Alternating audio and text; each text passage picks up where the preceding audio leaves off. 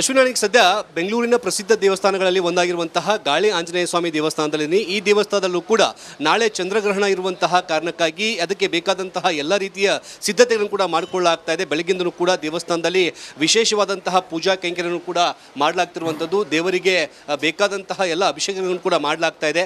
ಇನ್ನು ನಾಳೆ ರಾತ್ರಿ 7 ಗಂಟೆಯ ನಂತರದಲ್ಲಿ ಆಗುವಂತಹ ಒಂದು ಚಂದ್ರಗ್ರಹಣಕ್ಕೆ ಸಂಬಂಧಪಟ್ಟಂತೆ ಕೂಡ ಅರ್ಚಕರು ನಾಳೆ ಮಧ್ಯಾಹ್ನದಿಂದಲೇ ದೇವಸ್ಥಾನವನ್ನು ಕ್ಲೋಸ್ ಮಾಡುವಂತಹ ಕೆಲಸವನ್ನು ಮಾಡಲಿದ್ದಾರೆ. ಯಾಕಂದರೆ ಮುಖ್ಯವಾಗಿ ಈ ಬಾರಿ ನಡೀತಿರುವಂತಹ ಚಂದ್ರಗ್ರಹಣ ಏನಿದೆ ಆ ಚಂದ್ರನ ಆಕಾರವೇ ಬದಲಾಗುವಂತಹ ಕಾರಣಕ್ಕಾಗಿ ರಕ್ತವರ್ಣನಾಗ್ತಾನೆ, ತಾಮ್ರವರ್ಣನಾಗುವಂತಹ ಕಾರಣಕ್ಕಾಗಿ ಈ ವಿಶೇಷವಾದಂತಹ ಚಂದ್ರಗ್ರಹಣ ದಿನದಂದು ದೇವಸ್ಥಾನಗಳಲ್ಲಿ ಅರ್ಚಕರು ಕೂಡ ಬೇರೆ ಬೇರೆ ರೀತಿಯಾದ ವ್ಯವಸ್ಥೆ ಕೂಡ ಮಾಡಿಕೊಂಡಿದ್ದಾರೆ. ಅನ್ನೋ ಜೊತೆಗೆ ಮಾತಾಡೋಕ್ಕೆ ಸ್ವತಃ ಗಾಳಿ ಆಂಜನೇಯ ಸ್ವಾಮಿ ದೇವಸ್ಥಾನದ ಅರ್ಚಕರು ಕೂಡ ಇದ್ದಾರೆ. ಅರ್ಚಕರೇ, ನಾಳೆ ಚಂದ್ರಗ್ರಹಣ ಇರುವಂತಹ ಕಾರಣಕ್ಕಾಗಿ ಧಾರ್ಮಿಕ ಭಾವನೆಗಳೇ ಬೇರೆ ಇರುವಂಥದ್ದು. ಈಗ ನಮ್ಮ ಗಾಳಿ ಆಂಜನೇಯ ದೇವಸ್ಥಾನದಲ್ಲಿ ಏನೆಲ್ಲ ಸಿದ್ಧತೆಗಳನ್ನು ಮಾಡಿಕೊಳ್ಳಲಾಗಿದೆ? ನಾಳೆ ದೇವಸ್ಥಾನ ಎಷ್ಟು ಗಂಟೆ ಕ್ಲೋಸ್ ಆಗುತ್ತೆ, ಎಷ್ಟು ಗಂಟೆ ಓಪನ್ ಆಗುತ್ತೆ? ಶ್ರೀ ಗಾಳಿ ಆಂಜನೇಯ ಸ್ವಾಮಿ ದೇವಸ್ಥಾನದಲ್ಲಿ ಎಂದಿನಂತೆ ಈ ವರ್ಷದ ಮೊದಲ ಗ್ರಹಣ ಇದು. ವಿಶ್ವಾವಸು ನಾಮ ಸಂವತ್ಸರದ ಗ್ರಹಣ ಇದು. ರಾಹುಗ್ರಸ್ತ ಚಂದ್ರಗ್ರಹಣ ಏನು ನಾಳೆ ದಿನ ಸಾಯಂಕಾಲ ರಾತ್ರಿ 9:47ರಿಂದ ಮಧ್ಯರಾತ್ರಿ 1:42ರವರೆಗೆ ಏನು ಗ್ರಹಣ ಇದೆ, ಅದರಲ್ಲಿ ಸ್ಪರ್ಶಕಾಲ, ಮಧ್ಯಕಾಲ ಮತ್ತು ಅಂತ್ಯಕಾಲದಲ್ಲಿ ನಾವು ದೇವರಿಗೆ ಧ್ಯಾನವನ್ನು ಅಂದರೆ ಧ್ಯಾನ ಮತ್ತು ಜಪವನ್ನು ಮಾಡಿ ಅನುಷ್ಠಾನವನ್ನು ಮಾಡೋಂಥದ್ದು. ಇದರಿಂದ ಗ್ರಹಣದ ಪ್ರಯುಕ್ತವಾಗಿ ನಾವೇನು ನಾಳೆ ಮಾಮೂಲಿ ಬೆಳಗಿನ ಜಾವ ಏನು ನಮ್ಮ ಪೂಜಾ ಕೈಂಕರ್ಯಗಳಿದೆ, ಮಧ್ಯಾಹ್ನದವರೆಗೆ ಏನಿದೆ, ಪೌರ್ಣಮಿ ಇರೋದ್ರಿಂದ ಸತ್ಯನಾರಾಯಣ ವ್ರತ ಇರುತ್ತೆ, ಅಭಿಷೇಕ ಇರುತ್ತೆ. ಅದಾದ ನಂತರ ಮಧ್ಯಾಹ್ನ 3 ಗಂಟೆಗೆ ದೇವಸ್ಥಾನವನ್ನು ಮುಚ್ಚಲಾಗುತ್ತೆ.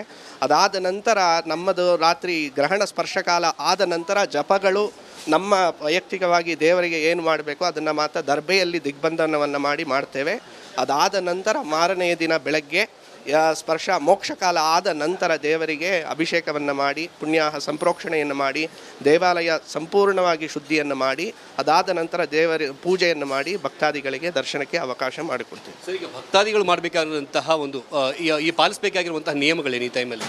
ನಾಳೆ ಏನು ಪೂರ್ವಭಾದ್ರಾ ನಕ್ಷತ್ರ, ಶತಭಿಷ ನಕ್ಷತ್ರದಲ್ಲಿ ಏನು ಗ್ರಹಣ ಆಗೋದ್ರಿಂದ ಕುಂಭರಾಶಿಯವರು, ಮೀನರಾಶಿಯವರು, ಈ 2 ರಾಶಿಗೆ ಸಂಬಂಧಪಟ್ಟವರು ಆ ಒಂದು ಶ್ಲೋಕವನ್ನು, ಗ್ರಹಣದ ಸಂಬಂಧಪಟ್ಟ ಶ್ಲೋಕವನ್ನು ಬರೆದಿಟ್ಟುಕೊಂಡು ಅದಾದ ನಂತರ ಆ ಗ್ರಹಣ ಮೋಕ್ಷಕಾಲ ಆದ ನಂತರ ಸ್ನಾನವನ್ನು ಮಾಡಿ ಮನೆಯಲ್ಲಿ ಅದನ್ನು ಧಾನ್ಯದ ಸಮೇತ ಅಂತ ಹೇಳಿದ್ರೆ ರಾಹುಗೆ ಸಂಬಂಧಪಟ್ಟಿರುವ ಧಾನ್ಯ, ಚಂದ್ರನಿಗೆ ಸಂಬಂಧಪಟ್ಟಿರುವ ಧಾನ್ಯವನ್ನು ಇದರ ಸಮೇತ ಮಂತ್ರದ ಸಮೇತ ಬ್ರಾಹ್ಮಣರಿಗೆ ದಾನವನ್ನು ಮಾಡಬೇಕು.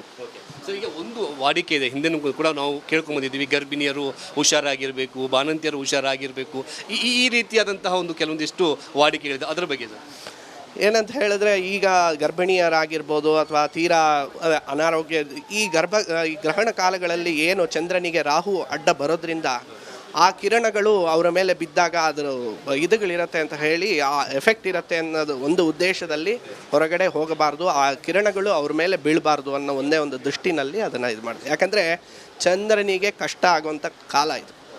ಚಂದ್ರ ಏನಕ್ಕೆ ಕೆಂಪಾಗ್ತಾನೆ, ಏನಕ್ಕೆ ಇದಾಗತ್ತೆ ಅಂದರೆ ರಾಹು ಅವನನ್ನು ಅಡ್ಡವಾಗಿ ಬರ್ತಾನೆ. ಅದರಿಂದ ಅವನಿಗೆ ಕಷ್ಟ ಕಾಲದಲ್ಲಿ ನಾವು ಯಾವಾಗ ಹೊರಗಡೆ ಹೋಗೋದು, ಅವನ ಕಿರಣಗಳು ನಮ್ಮ ಮೇಲೆ ಬೀಳೋದು ಅದೆಲ್ಲ ಆಗುತ್ತೆ. ಇದೆಲ್ಲ ದೋಷಗಳು ಬರುತ್ತೆ ಅಂತ ಹಿಂದಿನ ಕಾಲದಿಂದ ನಮ್ಮ ಸಂಪ್ರದಾಯದಲ್ಲಿ ಬಂದಿದೆ. ಅದರಿಂದ ದೇವರಿಗೂ ಕೂಡ ಏನಕ್ಕೆ ನಾವು ದಿಗ್ಬಂಧನ ಮಾಡಬೇಕು ಅಂತ ಹೇಳಿದ್ರೆ ಆ ಟೈಮ್ನಲ್ಲಿ ನಾವು ಯಾವುದೇ ರೀತಿ ಪೂಜೆಗಳನ್ನ ಮಾಡುವಂತಿಲ್ಲ. ಅದರಿಂದ ದೇವಸ್ಥಾನವನ್ನು ಮುಚ್ಚಬೇಕಾಗಿ ಬರುತ್ತೆ. Thank you sir.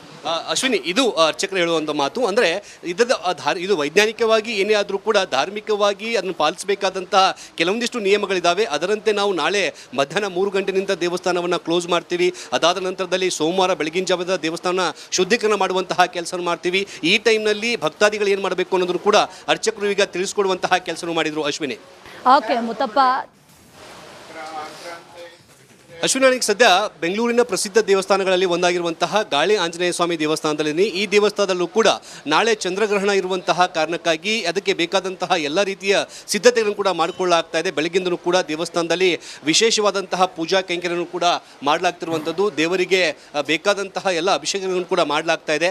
ಇನ್ನು ನಾಳೆ ರಾತ್ರಿ 7 ಗಂಟೆಯ ನಂತರದಲ್ಲಿ ಆಗುವಂತಹ ಒಂದು ಚಂದ್ರಗ್ರಹಣಕ್ಕೆ ಸಂಬಂಧಪಟ್ಟಂತೆ ಕೂಡ ಅರ್ಚಕರು ನಾಳೆ ಮಧ್ಯಾಹ್ನದಿಂದಲೇ ದೇವಸ್ಥಾನವನ್ನು ಕ್ಲೋಸ್ ಮಾಡುವಂತಹ ಕೆಲಸವನ್ನು ಮಾಡಲಿದ್ದಾರೆ. ಯಾಕಂದರೆ ಮುಖ್ಯವಾಗಿ ಈ ಬಾರಿ ನಡೀತಿರುವಂತಹ ಚಂದ್ರಗ್ರಹಣ ಏನಿದೆ ಆ ಚಂದ್ರನ ಆಕಾರವೇ ಬದಲಾಗುವಂತಹ ಕಾರಣಕ್ಕಾಗಿ ರಕ್ತವರ್ಣನಾಗ್ತಾನೆ, ತಾಮ್ರವರ್ಣನಾಗುವಂತಹ ಕಾರಣಕ್ಕಾಗಿ ಈ ವಿಶೇಷವಾದಂತಹ ಚಂದ್ರಗ್ರಹಣ ದಿನದಂದು ದೇವಸ್ಥಾನಗಳಲ್ಲಿ ಅರ್ಚಕರು ಕೂಡ ಬೇರೆ ಬೇರೆ ರೀತಿಯಾದ ವ್ಯವಸ್ಥೆ ಕೂಡ ಮಾಡಿಕೊಂಡಿದ್ದಾರೆ. ಅನ್ನೋ ಜೊತೆಗೆ ಮಾತಾಡೋಕ್ಕೆ ಸ್ವತಃ ಗಾಳಿ ಆಂಜನೇಯ ಸ್ವಾಮಿ ದೇವಸ್ಥಾನದ ಅರ್ಚಕರು ಕೂಡ ಇದ್ದಾರೆ. ಅರ್ಚಕರೇ, ನಾಳೆ ಚಂದ್ರಗ್ರಹಣ ಇರುವಂತಹ ಕಾರಣಕ್ಕಾಗಿ ಧಾರ್ಮಿಕ ಭಾವನೆಗಳೇ ಬೇರೆ ಇರುವಂಥದ್ದು. ಈಗ ನಮ್ಮ ಗಾಳಿ ಆಂಜನೇಯ ದೇವಸ್ಥಾನದಲ್ಲಿ ಏನೆಲ್ಲ ಸಿದ್ಧತೆಗಳನ್ನು ಮಾಡಿಕೊಳ್ಳಲಾಗಿದೆ, ನಾಳೆ ದೇವಸ್ಥಾನ ಎಷ್ಟು ಗಂಟೆ ಕ್ಲೋಸ್ ಆಗುತ್ತೆ, ಎಷ್ಟು ಗಂಟೆ ಓಪನ್ ಆಗುತ್ತೆ? ಶ್ರೀ ಗಾಳಿ ಆಂಜನೇಯ ಸ್ವಾಮಿ ದೇವಸ್ಥಾನದಲ್ಲಿ ಎಂದಿನಂತೆ ಈ ವರ್ಷದ ಮೊದಲ ಗ್ರಹಣ ಇದು. ವಿಶ್ವಾವಸು ನಾಮ ಸಂವತ್ಸರದ ಗ್ರಹಣ ಇದು. ರಾಹುಗ್ರಸ್ತ ಚಂದ್ರಗ್ರಹಣ ಏನು ನಾಳೆ ದಿನ ಸಾಯಂಕಾಲ ರಾತ್ರಿ 9:47ರಿಂದ ಮಧ್ಯರಾತ್ರಿ 1:42ರವರೆಗೆ ಏನು ಗ್ರಹಣ ಇದೆ, ಅದರಲ್ಲಿ ಸ್ಪರ್ಶಕಾಲ, ಮಧ್ಯಕಾಲ ಮತ್ತು ಅಂತ್ಯಕಾಲದಲ್ಲಿ ನಾವು ದೇವರಿಗೆ ಧ್ಯಾನವನ್ನು ಅಂದರೆ ಧ್ಯಾನ ಮತ್ತು ಜಪವನ್ನು ಮಾಡಿ ಅನುಷ್ಠಾನವನ್ನು ಮಾಡೋಂಥದ್ದು. ಇದರಿಂದ ಗ್ರಹಣದ ಪ್ರಯುಕ್ತವಾಗಿ ನಾವೇನು ನಾಳೆ ಮಾಮೂಲಿ ಬೆಳಗಿನ ಜಾವ ಏನು ನಮ್ಮ ಪೂಜಾ ಕೈಂಕರ್ಯಗಳಿದೆ, ಮಧ್ಯಾಹ್ನದವರೆಗೆ ಏನಿದೆ, ಪೌರ್ಣಮಿ ಇರೋದ್ರಿಂದ ಸತ್ಯನಾರಾಯಣ ವ್ರತ ಇರುತ್ತೆ, ಅಭಿಷೇಕ ಇರುತ್ತೆ. ಅದಾದ ನಂತರ ಮಧ್ಯಾಹ್ನ 3 ಗಂಟೆಗೆ ದೇವಸ್ಥಾನವನ್ನು ಮುಚ್ಚಲಾಗುತ್ತೆ. ಅದಾದ ನಂತರ ನಮ್ಮದು ರಾತ್ರಿ ಗ್ರಹಣ ಸ್ಪರ್ಶಕಾಲ ಆದ ನಂತರ ಜಪಗಳು ನಮ್ಮ ವೈಯಕ್ತಿಕವಾಗಿ ದೇವರಿಗೆ ಏನು ಮಾಡಬೇಕು ಅದನ್ನು ಮಾತ್ರ ದರ್ಬೆಯಲ್ಲಿ ದಿಗ್ಬಂಧನವನ್ನು ಮಾಡ್ತೇವೆ. ಅದಾದ ನಂತರ ಮಾರನೆಯ ದಿನ ಬೆಳಗ್ಗೆ ಸ್ಪರ್ಶ ಮೋಕ್ಷಕಾಲ ಆದ ನಂತರ ದೇವರಿಗೆ ಅಭಿಷೇಕವನ್ನು ಮಾಡಿ ಪುಣ್ಯಾಹ ಸಂಪ್ರೋಕ್ಷಣೆಯನ್ನು ಮಾಡಿ ದೇವಾಲಯ ಸಂಪೂರ್ಣವಾಗಿ ಶುದ್ಧಿಯನ್ನು ಮಾಡಿ ಅದಾದ ನಂತರ ದೇವರ ಪೂಜೆಯನ್ನು ಮಾಡಿ ಭಕ್ತಾದಿಗಳಿಗೆ ದರ್ಶನಕ್ಕೆ ಅವಕಾಶ ಮಾಡಿಕೊಡ್ತೀವಿ. ಸರ್, ಈಗ ಭಕ್ತಾದಿಗಳು ಮಾಡಬೇಕಾಗಿರುವಂತಹ ಒಂದು ಈ ಪಾಲಿಸಬೇಕಾಗಿರುವಂತಹ ನಿಯಮಗಳೇನು ಈ ಟೈಮಲ್ಲಿ?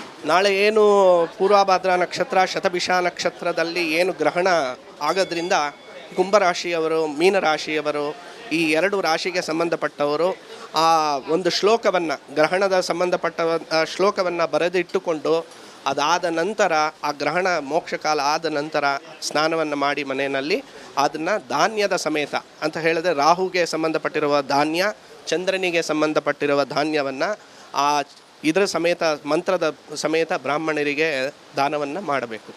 ಸರ್, ಈಗ ಒಂದು ವಾಡಿಕೆ ಇದೆ, ಹಿಂದೆ ಕೂಡ ನಾವು ಕೇಳ್ಕೊಂಬಂದಿದ್ದೀವಿ, ಗರ್ಭಿಣಿಯರು ಹುಷಾರಾಗಿರಬೇಕು, ಬಾಣಂತಿಯರು ಹುಷಾರಾಗಿರಬೇಕು, ಈ ರೀತಿಯಾದಂತಹ ಒಂದು ಕೆಲವೊಂದಿಷ್ಟು ವಾಡಿಕೆಗಳಿದೆ, ಅದರ ಬಗ್ಗೆ ಸರ್ ಏನಂತ ಹೇಳಿದ್ರೆ, ಈಗ ಗರ್ಭಿಣಿಯರಾಗಿರ್ಬೋದು ಅಥವಾ ತೀರಾ ಅನಾರೋಗ್ಯ ಈ ಗ್ರಹಣ ಕಾಲಗಳಲ್ಲಿ ಏನು ಚಂದ್ರನಿಗೆ ರಾಹು ಅಡ್ಡ ಬರೋದ್ರಿಂದ ಆ ಕಿರಣಗಳು ಅವರ ಮೇಲೆ ಬಿದ್ದಾಗ ಅದರ ಇದುಗಳಿರುತ್ತೆ ಅಂತ ಹೇಳಿ ಆ ಎಫೆಕ್ಟ್ ಇರುತ್ತೆ ಅನ್ನೋದು ಒಂದು ಉದ್ದೇಶದಲ್ಲಿ ಹೊರಗಡೆ ಹೋಗಬಾರ್ದು, ಆ ಕಿರಣಗಳು ಅವ್ರ ಮೇಲೆ ಬೀಳಬಾರ್ದು ಅನ್ನೋ ಒಂದೇ ಒಂದು ದೃಷ್ಟಿನಲ್ಲಿ ಅದನ್ನು ಇದು ಮಾಡಿದೆ. ಯಾಕಂದರೆ ಚಂದ್ರನಿಗೆ ಕಷ್ಟ ಆಗುವಂಥ ಕಾಲ ಇದು.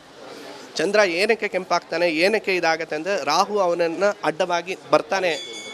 ಅದರಿಂದ ಅವನಿಗೆ ಕಷ್ಟ ಕಾಲದಲ್ಲಿ ನಾವು ಯಾವಾಗ ಹೊರಗಡೆ ಹೋಗೋದು, ಅವನ ಕಿರಣಗಳು ನಮ್ಮ ಮೇಲೆ ಬೀಳೋದು ಅದೆಲ್ಲ ಆಗುತ್ತೆ. ಇದೆಲ್ಲ ದೋಷಗಳು ಬರುತ್ತೆ ಅಂತ ಹಿಂದಿನ ಕಾಲದಿಂದ ನಮ್ಮ ಸಂಪ್ರದಾಯದಲ್ಲಿ ಬಂದಿದೆ. ಅದರಿಂದ ದೇವರಿಗೂ ಕೂಡ ಏನಕ್ಕೆ ನಾವು ದಿಗ್ಬಂಧನ ಮಾಡಬೇಕು ಅಂತ ಹೇಳಿದ್ರೆ ಆ ಟೈಮ್ನಲ್ಲಿ ನಾವು ಯಾವುದೇ ರೀತಿ ಪೂಜೆಗಳನ್ನ ಮಾಡುವಂತಿಲ್ಲ. ಅದರಿಂದ ದೇವಸ್ಥಾನವನ್ನು ಮುಚ್ಚಬೇಕಾಗಿ ಬರುತ್ತೆ. Thank you sir. ಅಶ್ವಿನಿ, ಇದು ಅರ್ಚಕರು ಹೇಳುವಂಥ ಮಾತು. ಅಂದರೆ ಇದು ವೈಜ್ಞಾನಿಕವಾಗಿ ಏನೇ ಆದರೂ ಕೂಡ ಧಾರ್ಮಿಕವಾಗಿ ಅದನ್ನು ಪಾಲಿಸಬೇಕಾದಂತಹ ಕೆಲವೊಂದಿಷ್ಟು ನಿಯಮಗಳಿದ್ದಾವೆ. ಅದರಂತೆ ನಾವು ನಾಳೆ ಮಧ್ಯಾಹ್ನ 3 ಗಂಟೆನಿಂದ ದೇವಸ್ಥಾನವನ್ನು ಕ್ಲೋಸ್ ಮಾಡ್ತೀವಿ. ಅದಾದ ನಂತರದಲ್ಲಿ ಸೋಮವಾರ ಬೆಳಗಿನ ಜಾವದ ದೇವಸ್ಥಾನ ಶುದ್ಧೀಕರಣ ಮಾಡುವಂತಹ ಕೆಲಸ ಮಾಡ್ತೀವಿ.